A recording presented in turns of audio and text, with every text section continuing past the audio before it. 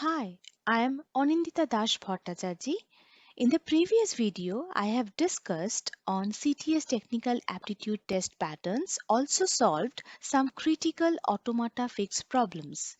In this video, I am going to solve another automata fixed problem on Pythagorean triples using shortcut tricks and detailed explanation. Let's first understand the concept of Pythagorean triples.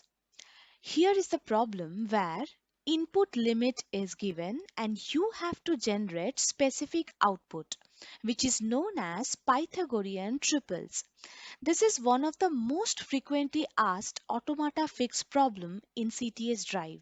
Ideally, you need three nested loops to code this program, which encounters complexity of order of n cube. However, I will provide you a shortcut tips and tricks to code this one.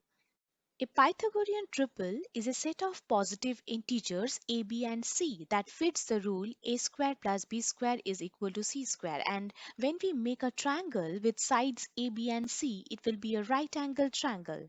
C is the longest side of the triangle called hypotenuse. A and b are other two sides. The famous example of the Pythagorean triples can be explained with the help of the numbers 4, 3 and 5, that is 4 square plus 3 square is equal to 5 square, that is 16 plus 9 equal to 25, and other two examples are 5, 12 and 13, which will give you 5 square plus 12 square equal to 13 square, and 9, 40 and 41, where you will get 9 square plus 40 square equal to 41 square. So we have endless number of Pythagorean triples, but the trick here is we can prove this with the help of Pythagorean triples, which is generated first, that is 4, 3 and 5. Let us consider an integer n. For greater than 1, we will get 3n, 4n and 5n, and this is true because 3n square plus 4n square equal to 5n square. So for n equal to 2, we will get 8, 6 and 10, which will give you 64 plus 36 equal to 100. Hence the next triples are 8, 6 and 10. Now, within a given limit 20, we have generated the first set of triples 3, 4 and 5, and also calculated the next set of triples 8, 6 and 10. To generate next, I will use a trick. According to Euclid's proof, we know that if I take two consecutive numbers like 2 and 1, and if I square them up and take their subtraction, and then we will find a number which is an odd number. For an example, if I get 2 and 1 and square them up, and if I subtract them, then I will get 3, and for 3 and 2, if I square them up and subtract them, I will get 5.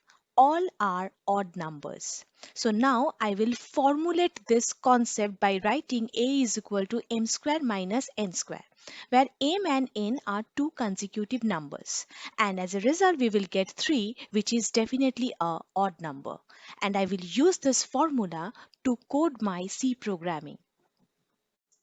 Among first triples, how 3 can be generated we have already discussed. Now our topic of discussion will be how to generate 4 and 5.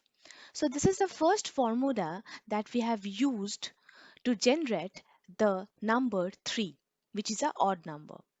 Now, how to generate 4?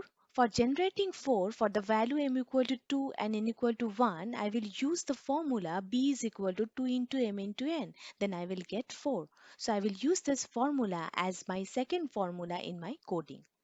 Now the next part is how to generate 5. The 5 will be generated for the value of m equal to 2 and n equal to 1 using the formula c equal to m square plus n square. Then this is the third formula that we will incorporate in our C programming. We have to use all these formulas iteratively to generate next set of triples. That is, we need a for loop. Now, all these conditions are tested under the value m is equal to 2 and n is equal to 1.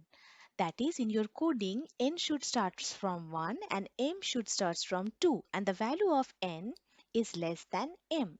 So put all this condition under your partial code and the formulas should be written inside the for loop. See, this is your partial code. One thing I want to mention about this loop is why it is plus plus n. Remember, since n starts with 1, I need this loop to be executed one time less.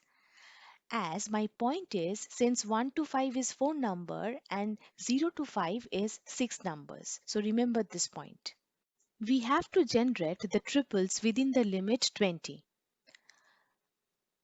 Now, my point is we have to take a variable limit which will hold the value 20, and since it is the only prominent condition we will have, it is better to use a while loop where c is less than the limit. Why c? Remember, c is the variable in which we are calculating the third formulation of the triple, and this loop will break when the value of c exceeds the limit.